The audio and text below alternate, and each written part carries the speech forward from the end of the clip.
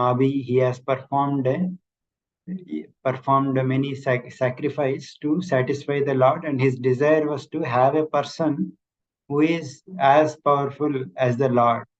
But Lord said that there is no person in this world as powerful as me, so I will only appear as your son. So in that way, Lord only in his incarnation as Rishabhdev appeared as the son of Nabi, and through Rishabhdev, they had 100 sons. Out of them, the first eldest one is Bharata Maharaj, who is very exalted personality, on whose behalf this whole world was named as Bharatavarsha. And he has 81 Brahmanas and 9 Kshatriya sons and 9 Mahabhagavata sons. So you can see from the family of Rishabhadev that like he is a Kshatriya, but he is having Brahmana sons, Kshatriya sons, Mahabhagavatas, etc. So by this only we can understand that the division among the society according to Varnashram is not based on birth but based on their qualities. So how they are guna and karma, they are divided based on that they are being divided. So in this way, Rishabhadev he performed his ideal brahmachari life, and then he entered into household life, and then he married Jayanti, and then produced. And he was very wonderfully having wonderful qualities, like he used to treat all the people like his sons. So in order to give instructions to his sons and his uh, his sons especially and his people, he gave instructions in a place called Brahmavarta. So his some of these activities are mentioned that like in general it is said that common men will always follow the common men will follow the great personalities. So here like he set an exemplary example so that everyone could follow. So he used to follow all the Kshatriya Dharma, and in that he followed Brahmanas and he kind of led Vaishyas and Shudras in following this Brahmanical culture. And he performed so many sacrifices to satisfy Vishnu. And in that way, citizens' main duty of a king was to engage all the citizens in the executing of Dharma. So that he completely followed. Therefore, the citizens were also completely satisfied. So while he was traveling in a tour in a place called Brahmavardhan, he came to a particular place, and there he started instructing his sons. So these instructions to his sons, it is like very, very famous. These are like especially Srila Prabhupada used to quote these instructions of Rishabhdev again and again because these are so important for human form of life, and it's like these are like very straightforward, and these are like even if one seriously take these instructions, it will remove the bondage that one has in this material world. So these are that is how these are like powerful instructions. So he will see those instructions. So first instruction that like there are like around many slokas. नायं देहो देहभाजां रुलोके कष्टान् कामान् अर्हते विद्भुजां ये तपो दिव्यं पुत्रकायेन सत्वं शुद्धे यस्मात् ब्रह्म सौख्यं तनन्तम्. So he's saying that this human form of life is not meant for sense gratification, which sense gratification always brings misery. Kashtan kaman. Kaman is sense gratification, but it is kashtan. It is always accompanied by troublesome. It is like very like it gives trouble. So therefore, we have attained this human form of life, deha bhajam. Like for them, one should not try so much for attaining sense gratification, because that sense gratification is already available even in animal life. Arhate vidbhujamye. those animals like pigs, they eat stool. So for them also sense gratification is easily available. So therefore, humans should not look for look like they should not work so hard for attaining sense gratification. So, but what should they do then, humans? Then he says that one should perform austerities, tapasya.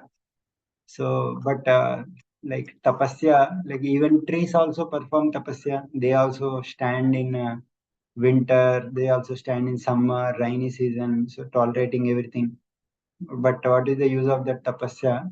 But that tapasya should be divyam. Tapo divyam means it is like devotional austerity. Devotional austerity means activities that we perform to progress in devotional service, like performing Ekadashi vratas and then taking some time for performing devotional activities and whatever austerities related to those things one should perform. Putraka yena sattvam. So then what is the Putraka? He is addressing all the sons, Putraka. So it is very important that like father and guardians, they should instruct their sons or their whoever they are taking care to like in the instructions of by which they will eternally gain perfection. So that is how one should train all the people. So that is being implied here. Putraka. So what this tapasya? What will happen if one perform divya tapasya, divine austerities? Yena sattvam shuddhyet, by which the our consciousness will get purified. Yena sattvam shuddhyet. And what will happen if our consciousness is purified? Then yasmad brahma saukyam tanantam. So by if our consciousness is purified, then we will attain brahma saukyam. Brahma saukyam is spiritual happiness.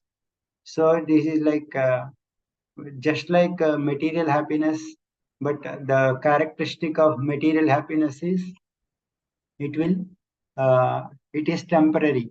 So there are two characteristics of material happiness. like yehi संस्पर्शजा भोगा दुःख योनय एवते आद्यन्तवन्तः कौन्तेय नतेषु रमते बुधः. So the characteristic of two characteristics of material happiness is it is first of all temporary. Adi anta, there is a beginning and there is an end, and at the same time there is dukkha yonayaha. It is like it is the source of birth of misery. So material happiness is like always two sides of a same coin. That means when there is material happiness, always there is accompanied with material suffering. So the material happiness will bring misery eventually. So therefore these are the two characteristics of material happiness. But this brahma saukya, transcendental happiness, is just opposite. So first of all, it is like this Brahma Saukya, spiritual happiness is Anantam, eternal, eternal and infinite. And this is, it will not bring any suffering. So in this way, spiritual happiness is very much encouraged rather than material happiness.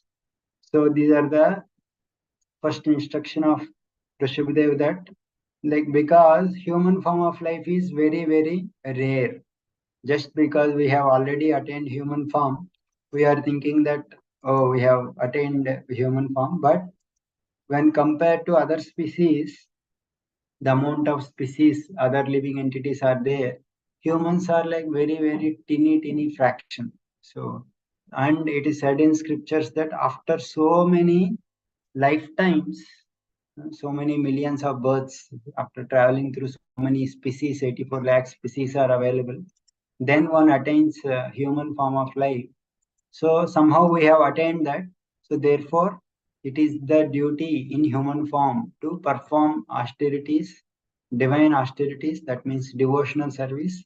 Whatever is favorable for devotional service, we accept, and whatever is unfavorable, we reject. So, in that way, we purify our consciousness and progress in bhakti. By that, we will attain Brahma Saukhyam, that is spiritual happiness, we will attain, which is like permanent, which is like Ananta. So, that is how one should progress. That is the unending happiness one should attain. In this way, he is instructing. So, then how that progression will take place?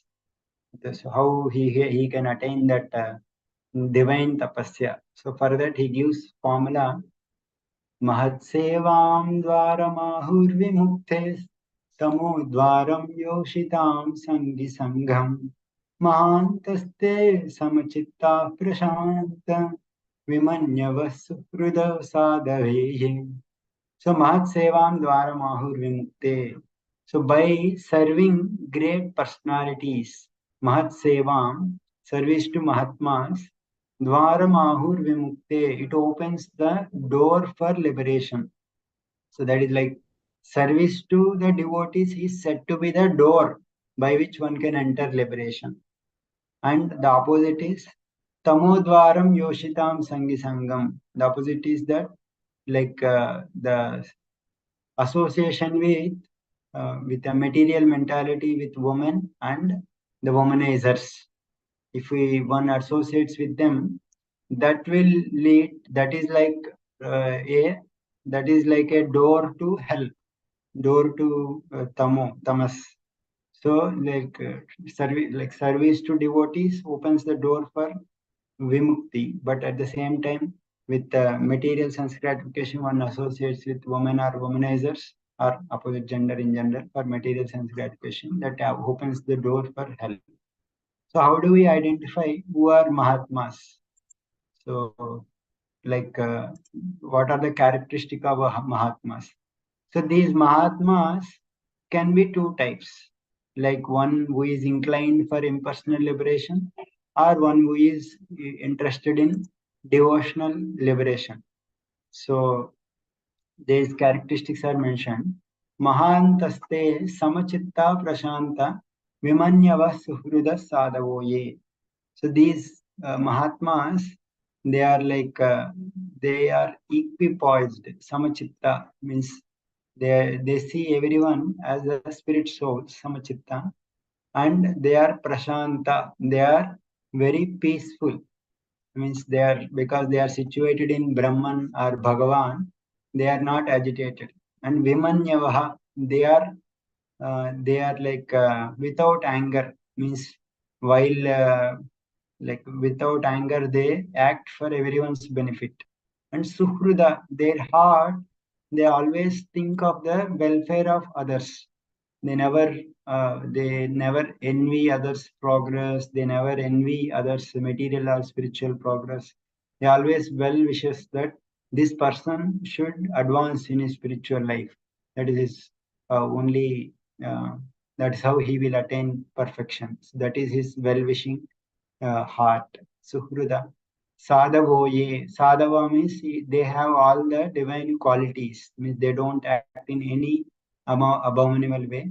They are like uh, completely, perfectly behave in as a sadhu with all the good qualities. So these are the characteristic of a sadhu who is situated in devotional service. So one should identify those sadhus, and by service to them, that will open the door to liberation. Otherwise, material sense gratification by associating in that mood, one will go to hell. And it is said that uh, the association of opposite sex, like one who is like, for example, like uh, it is more dangerous to associate with persons who relish sense gratification than directly the sense object, because although there is not much although there is not much excitement, these people who are like relishing that sense gratification, they create kind of hype. It is like although nothing is there, they kind of create hype, and that will create hype in one's heart. Therefore, it is more dangerous to associate with people who relish sense gratification than directly associating with sense objects. So that is also implied here. So in this way, uh, one should understand what is good for oneself, one's soul, and in that way one should behave. One should serve these great Mahatmas. Then, what is the these personalities? When like for them, the main goal is to attain the love for the Lord. So for them, they don't want to associate with material people. Like they did not so much attached to their materialistic activities like their bodies, like and then they are like not attached to their homes and other things related to home, but at the same time they are not indifferent to perform their duties, and their only goal in performing these their duties is to like so that they can maintain themselves and engage everyone in devotional service. So, while executing Bhakti Yoga, Shravanam, Kirtanam, Vishnu Smaranam, Archanam, Vandanam, Dasyam, Sakyam, Atmanivedanam. So these are the 9 different processes. So, especially Srila Prabhupada instructs us that a householder should lead such a life that he gets full opportunity to hear and chant. First of all, while they are doing occupational duties, that should not compromise their hearing and chanting. So basic hearing and chanting one should be able to do. That is how devotees instruct us. Even for while earning money, that should not hamper our basic devotional activities. In the name of earning money, one should not compromise basic devotional activities. And also, like Prabhupada is especially instructing that he should worship the deity at home, observe festivals, invite friends in, and give them prasad. A householder should earn money for this purpose, not for sense gratification. So in that way, like all the like one should utilize it in devotional service. So that's how ideal household life will be useful. But then again, he said that like the sense gratification leads to misery. So he elaborates that. So why sense gratification is not good for the soul? Nunam pramatha kurute vikarma yadindriya aprunoti nasadu manye yatatmanoyam asannapi kleshada asadeha. Nunam pramatta kurite vikarma. So, like people who perform vikarma means sinful activities. So, like they are mad and they perform sinful activities for the sake of yad indriya pritaya, for the sake of enjoying their senses, they engage. So, and that kind of uh, enjoyment and doing sinful activities, nasadu manye, I don't think that is good. It is not befitting because yata atmanoyam asannapi klesha dasadeha, because it will produce body which will always give kleshas. So already we have attained a body. This body again, this body always gives sufferings. But if one performs vikarma, it will still produce a body which will give more kleshas, more troubles one will attain. So therefore, if one makes his life's goal only as a sense gratification, and that if that is the aim of life, and he engages in all kinds of sinful activity to attain that sense gratification, he will again attain again and again this body which always gives trouble. Klesha da. Yashoda means one who gives Yasha, who is connected to with her. That is Krishna. Krishna. So Yashoda gives fame to Krishna. So Kleshada, this body Deha is said to be Kleshada means one who gives Kleshas. Kleshas means sufferings. So already we have attained body, but if we perform more vikarma again and again, we will attain more kleshas. So therefore, one should not perform activities for sense gratification. But one may say, okay, I will not perform vikarma, but I will perform good karma, and by which I will attain heaven and other nice results, pious activities, and I will enjoy sense gratification. But then he says that even that is also not good, performing pious activities, because he says पराभवस्तावधबोधजातं यावन्न जिज्ञासत आत्मतत्त्वं यावत् क्रियास्तावदिदं मनो वै कर्मात्मकं येन शरीरबन्धः. So parabhavastavad there will be defeat, uh, like for the soul, as long as one does not inquire about Atma Tattva. Yavan na jijnasat Atma Tattvam. So Atma Tattva means inquiry about the soul, because we are soul entangled in body. So as long as we will not inquire about our real position, we are always defeated, because we always perform activities in relation to our body, which are like coming from abodhajata, which are coming from ignorance. All our activities will be coming from ignorance. So therefore, we always get defeated. So even those activities, those will create bondage, and it will produce one more body. Yavat kriyastavad idam manove karmatmakam yena sharira bandha. As long as we perform any activities, even pious or sinful, that will create mind which is like fully engrossed in karma, by which we will attain one more body, sharira bandha. So this sharira bandha, this bondage in this material body and material life will not go away. So if one's mind is completely colored with fruitive activity, that means I will enjoy this result by performing this pious activity. So this is all like about ourselves only. It is like completely, it will create one more body, and we will continue in transmigration of the cycle. So therefore, it is very important to inquire about our own true self, karma, jijnasata atma tattvam. So, so how, like as long as that, if what is the what is wrong with not understanding atma tattva? As long as our mind is completely in the grip of these karmic fruitive activities, we are like continuing by that ignorance, our soul is covering.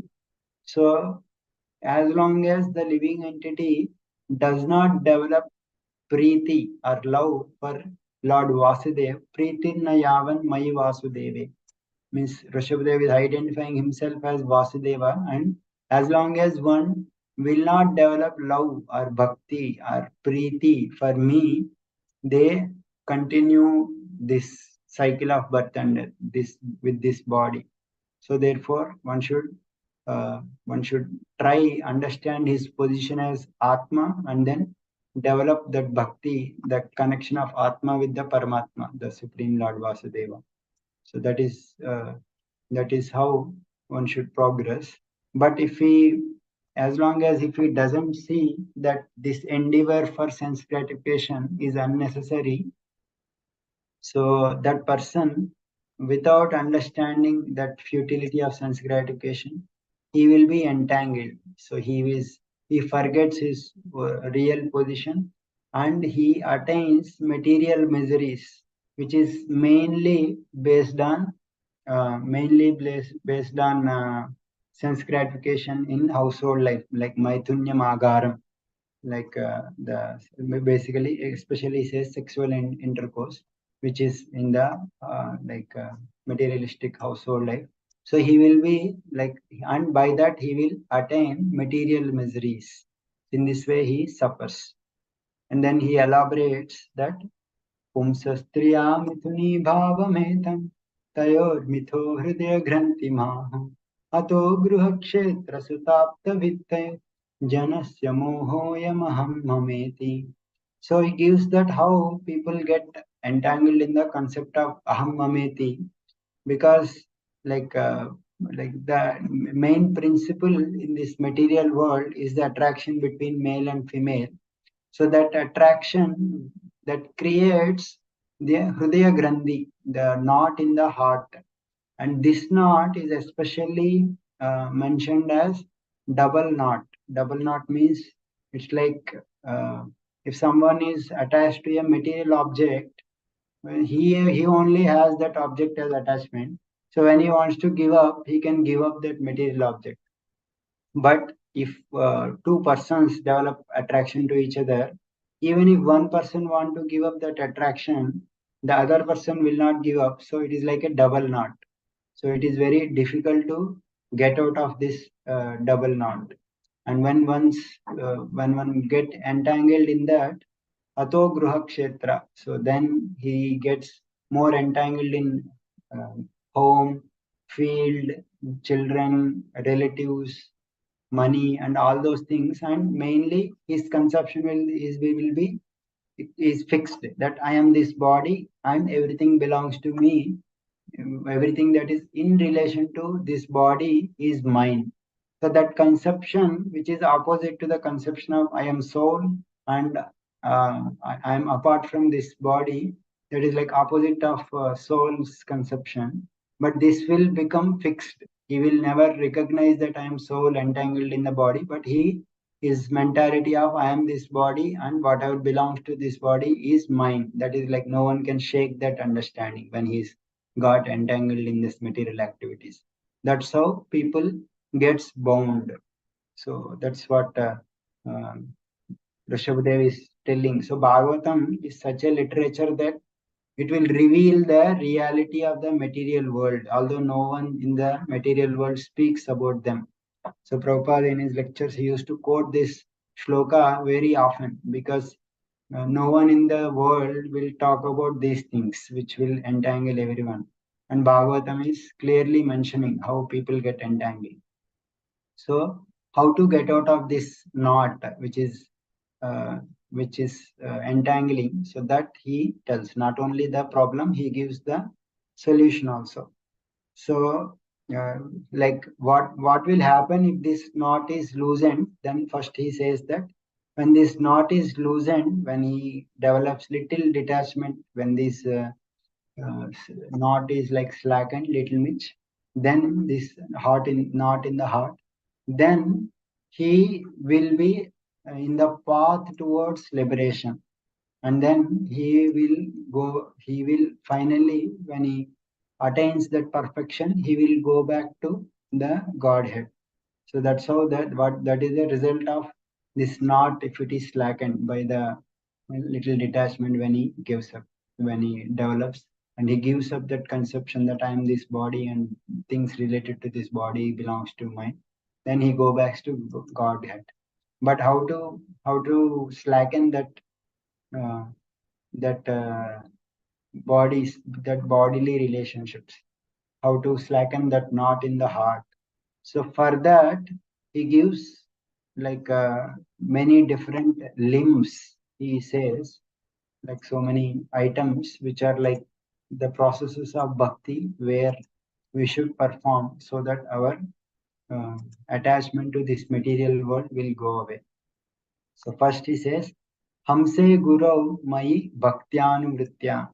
So Hamse Guru, like the perfectly uh, like one should perform devotional service to me and also Guru, who is like Paramahamsa, who is like very much attached to the Lord.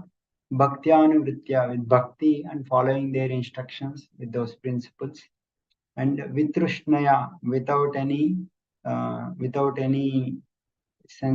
any less like attachment, detachment from sense gratification, and Dvandva Titikshayacha. In this material world, there will be so many dualities, pleasure, pain, so many sukha, dukkha, heat, cold, mana, mana. So by tolerating all of them, and he says, Sarvatra Janto Vyasanavagatya. One should understand that everywhere, all the living entities, they are being everywhere, all the living entities. they are suffering. So that one should understand. It's not that some people are enjoying or some people are mm, uh, suffering. It's that material world, everyone is undergoing suffering. That one should understand. And jijnasaya, by one should inquire about the truth. What is truth? Tapasa, by practicing austerities and penances. Iha nivritya. Iha nivritya means one should give up endeavor for sense enjoyment. And mat karma bhi, one should work for the Lord.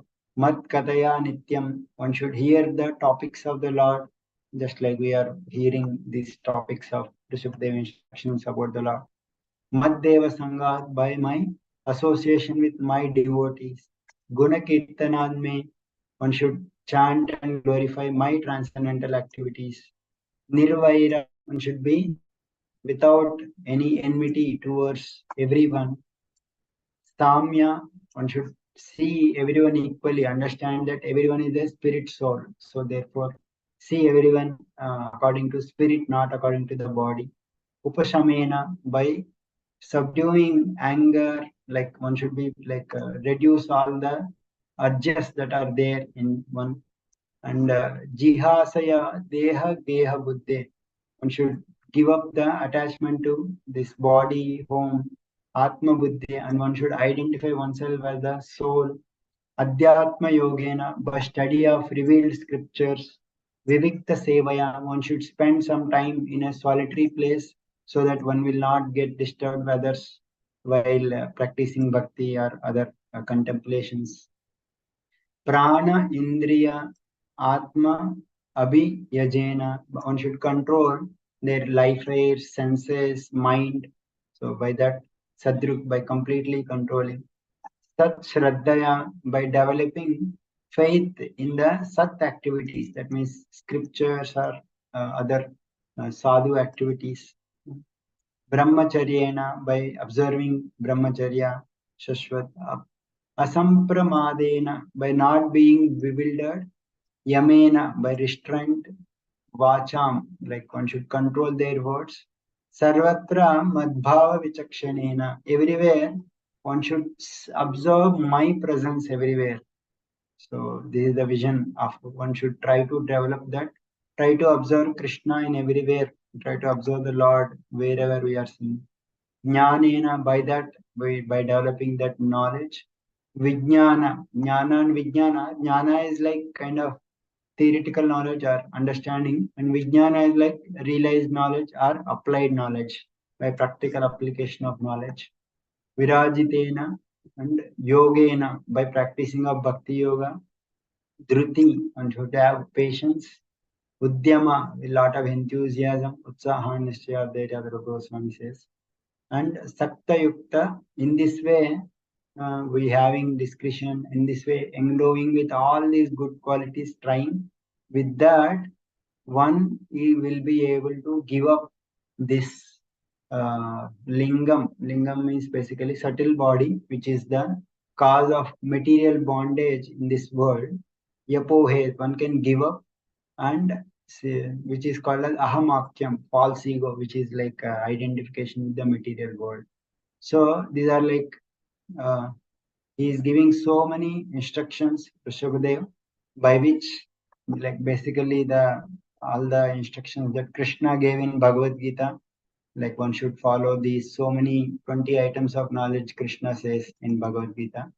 And so similar instructions that one should all these instructions one should follow, and then by following all those instructions nicely, by trying to imbibe as many qualities or as many instructions, then one will that knot in the heart will loosen, and one will be able to give up that false ego.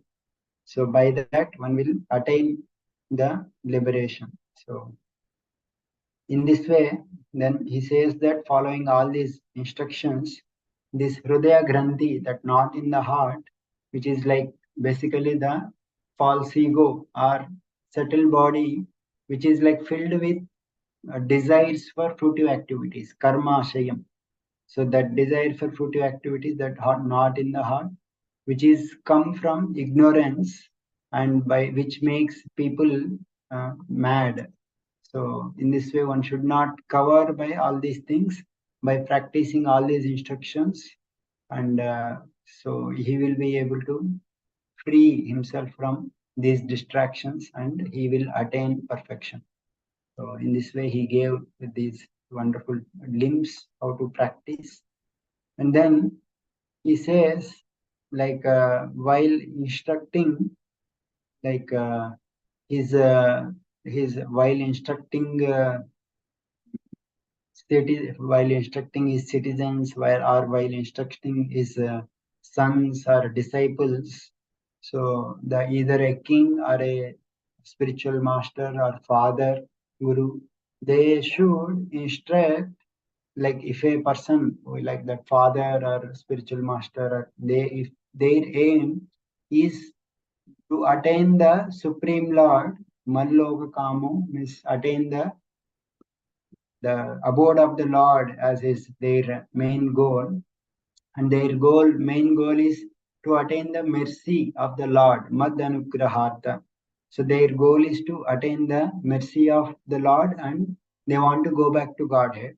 So those people, while instructing their subordinates, their disciples, their sons, Ittam Vimanyur, they should instruct without getting angry, free from anger, and because the disciples or sons or citizens, they don't know the truth. So for their spiritual knowledge, one should not become angry at them, but they should uh, instruct them nicely, and they should not engage them in fruitive activities.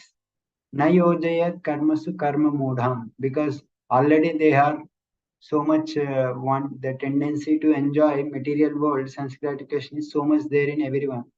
So one should not instruct them to again in those fruitive activities, which are like which create so much bondage.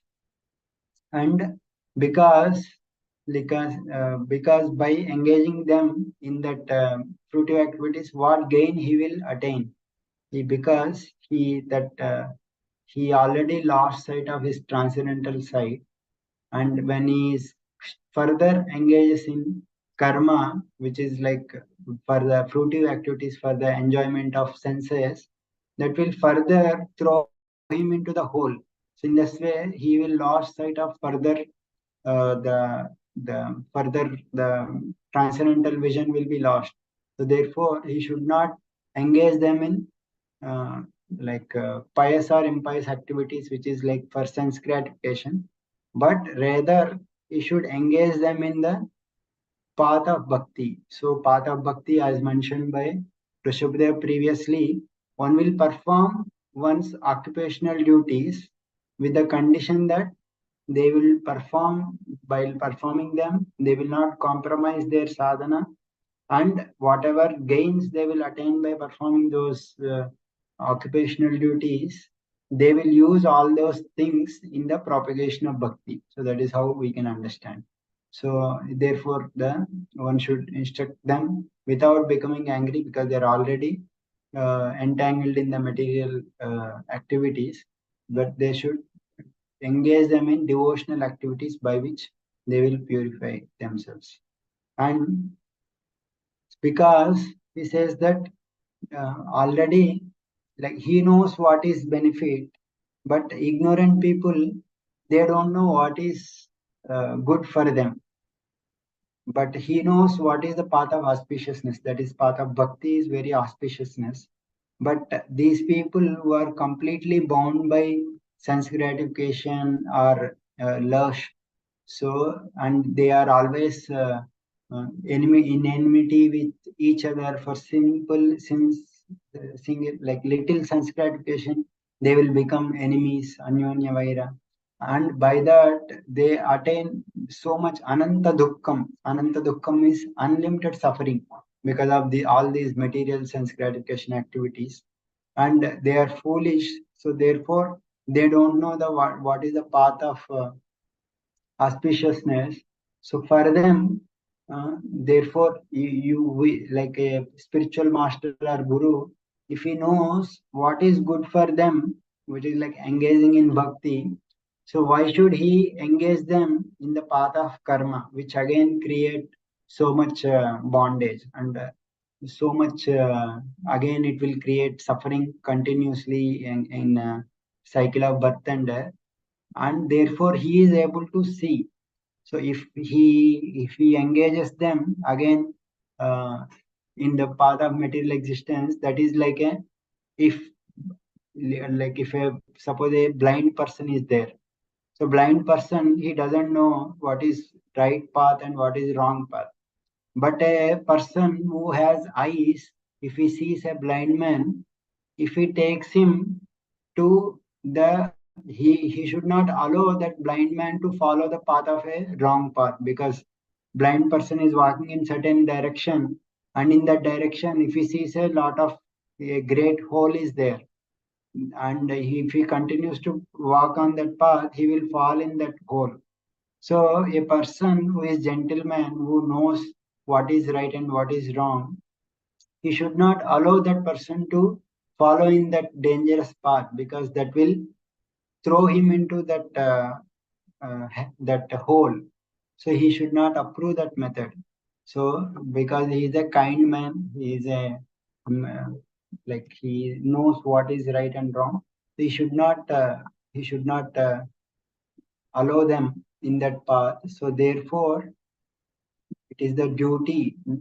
It is the duty of guru or whoever is elder to protect all his subordinates from this cycle of repeated birth and death. This is very famous shloka. Again, it is coming here.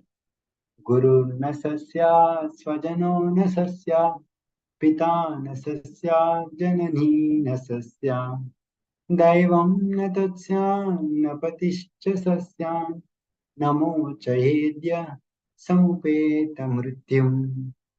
So he's saying that one should not become guru, or one should not become one's uh, swajana. Swajana means one's well-wishers, a relative. Pitana sasyad, one should not become a father, one should not become a mother, one should not become a worshipable deity, or one should not become a husband, napati sasyan, if he is not able to deliver the dependent from the cycle of birth and death, repeated birth and death. So it is the duty of all these elders to understand what is what is cycle of birth and death and how to come off them.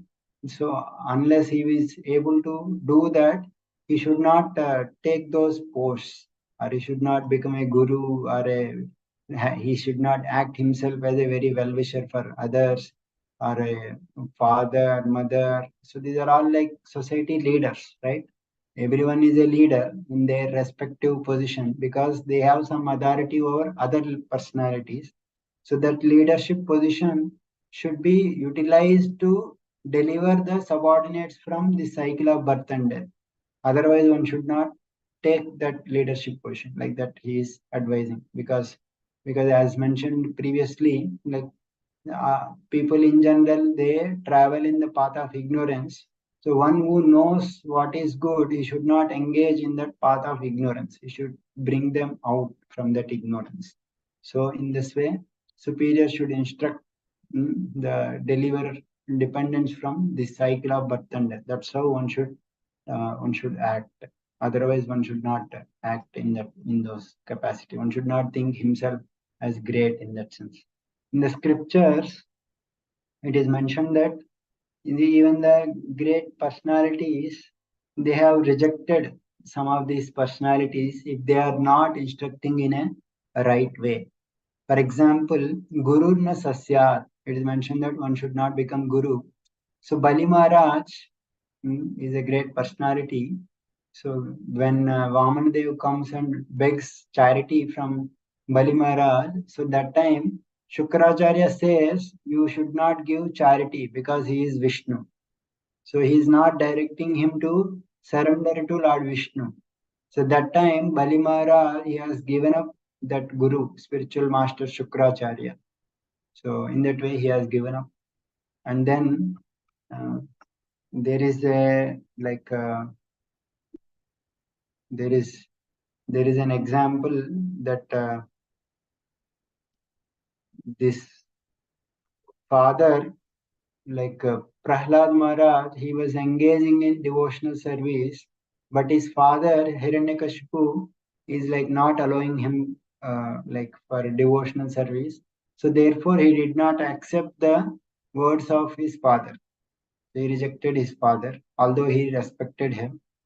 And Jananina Sasya, Bharat Maharaj, Lord Ram's brother, when his mother banished Lord Ram to forest, Bharat Maharaj rejected his mother. So because she is opposing Lord Ram, who is like opposite to devotional service. So Bharat Maharaj rejected his mother. And Brahmana Patnis in 10th canto, in Krishna's pastimes, Brahmana Patnis, they rejected their well-versed Brahmanas when they are not, when they want to serve Krishna, because they don't want to serve Krishna. So in this way, Brahmana Patnis, they rejected. So in this way, in the scriptures, there are these several examples who have followed. Similarly, like like Svajano, Ravana, there is an example of Vibhishan. He rejected his own brother Ravana because Ravana is opposing Lord Ram. So Svajano Nasasya, there is example for Vibhishan is example for that. And then the worshipable deity Khatvanga, it is mentioned that he rejected Devata Indra when he wanted to attain perfection to the spiritual things. So in this way, like there are different personalities who rejected. By rejecting them, they will not incur sin because they are progressing in devotional service. So if you cannot deliver the person, you should not accept the person as a disciple just so that he becomes a guru. He should not accept friendship so that he becomes a friend. He should not produce, like in this way, these instructions are there. So then he says that like how to perform this bhakti, to whom one should perform this bhakti. So like and who are those sadhus? So to say that I am that person. I am the Supreme Lord. I am Vasudeva. I am Rishabdev. So you should perform bhakti towards me. And this, the great Mahatma, this Bharat Maharaj, who is your elder brother, he is the great devotee. So one should perform service to him. In this way, he says that idam shariram mama durvibhavyam sattvam hime hrudayam yatra dharma. So my Sharira, he points to his Sharira, that Rishabhadev, because he is the incarnation of the Supreme Lord. This Sharira, mine, is spiritual and it is very difficult to understand, Durvibhavyam, because my body is transcendental, and wherever there is bhakti, there my mind resides. So the Lord is situated in wherever, in whoever hearts bhakti is there, in their hearts Lord resides. So Lord says to Ambarish, Durvasa Muni that Sadhavo Hridayam Mahyam Sadhunam Hridayam Tvaham. I reside in the heart of devotees, and devotees reside in my heart. In that way, like everyone, I reside wherever the bhakti is there, and wherever there is opposition to bhakti, so I reside far away from that place. That is behind me. I am far away from the place where there is no bhakti. So therefore, that's the like because of these wonderful spiritual qualities, my body, which is spiritual transcendent, people call me as Rishabha, the best of the people. So in this way, like he is instructing his sons that it is not it is not difficult for you to find out who is the person to worship. I myself as the Lord, your father, and your brother Bharat Maharaj is the devotee. So in that way you can. perform. And so in this way he instructs, and then he says that uh, so you, and this you are all actually come from my body, and you should all worship this Bharat Maharaj, who is your elder brother. And since you serve Bharat Maharaj, who is my devotee, so that service, by that service, you will, that includes that service to me, and uh, and also by that service also you will be able to protect all the citizens. So Bharat Maharaj is great devotee. These qualities will coming in the future sections about his activities, Bharat Maharaj, how he perfected in 3 lives. Those are very elaborately described in 7, 8 chapters. We'll discuss.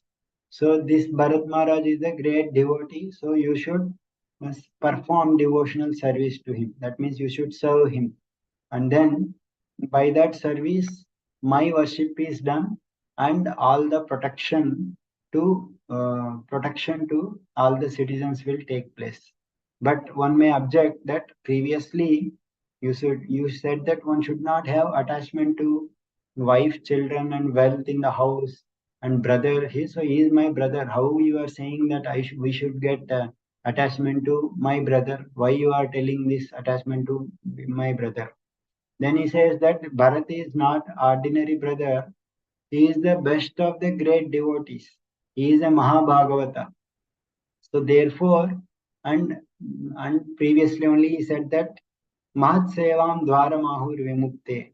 Service to great devotees, service to great personalities opens the door for liberation.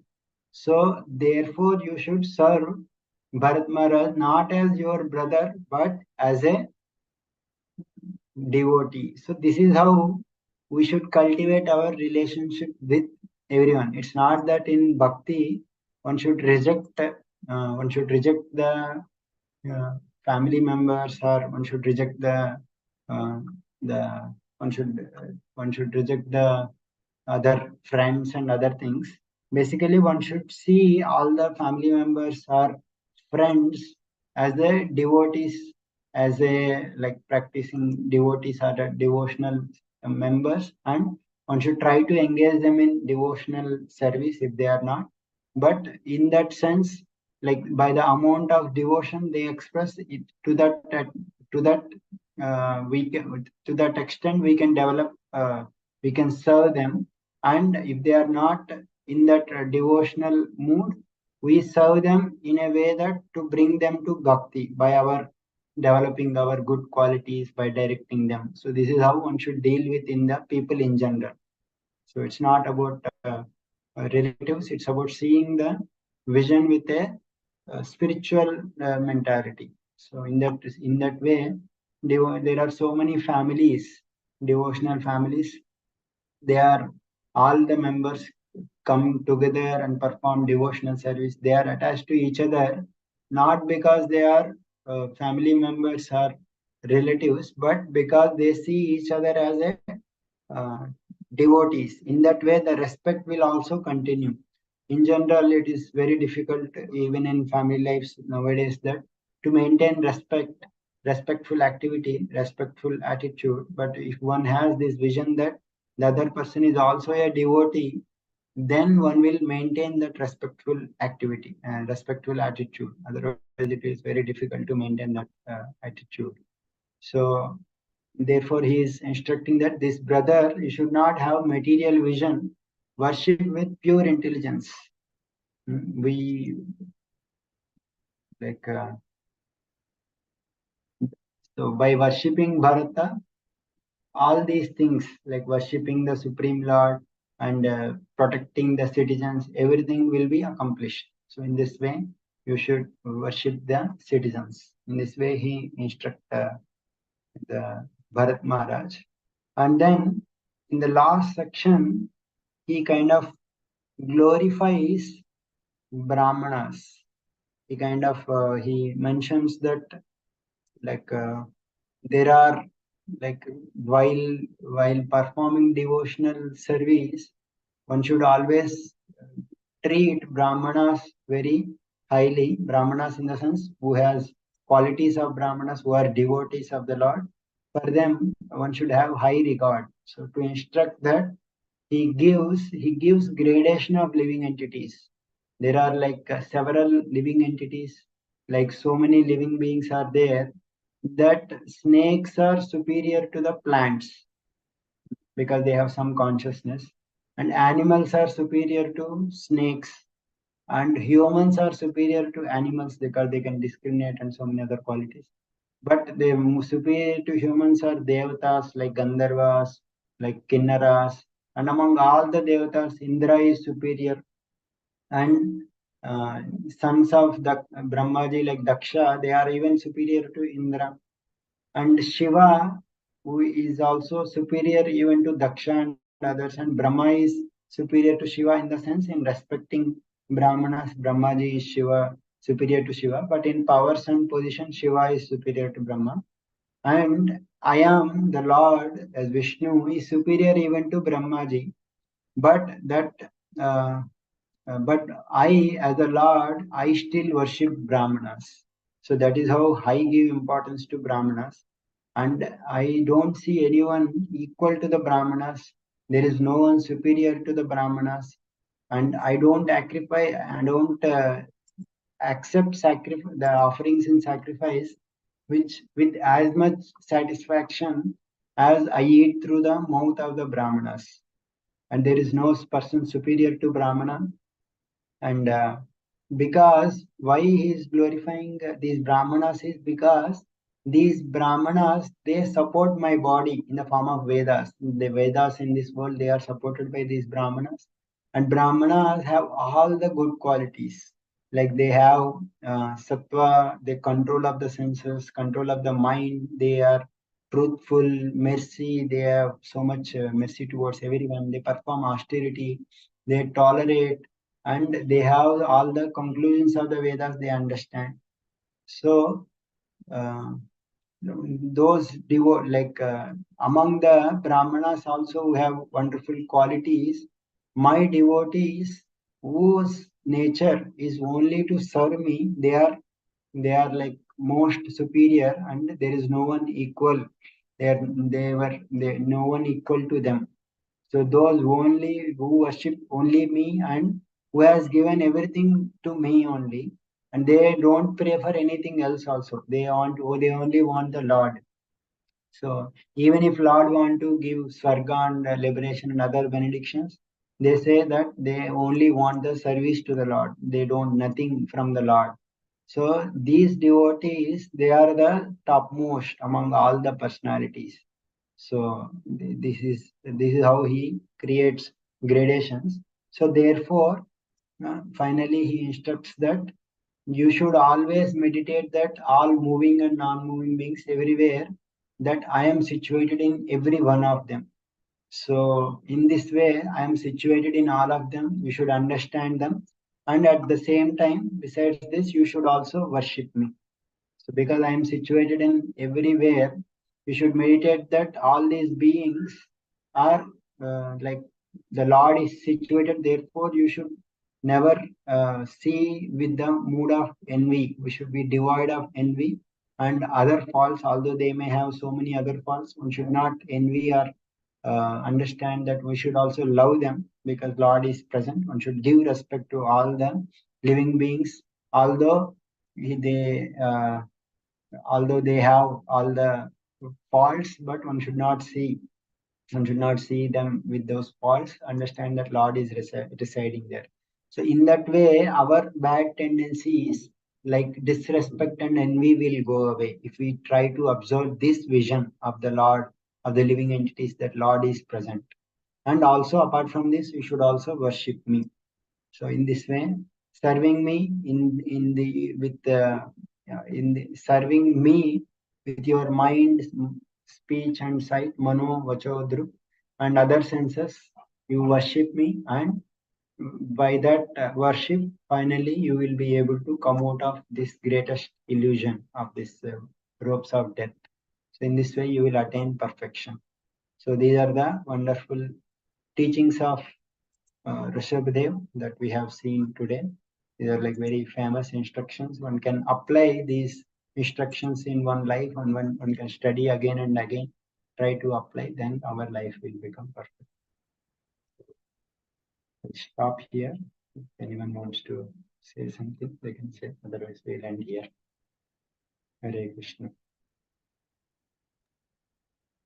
Hare Krishna. Thank you very much. Hare Krishna. Hare Krishna Prabhuji. Hare Krishna Prabhuji.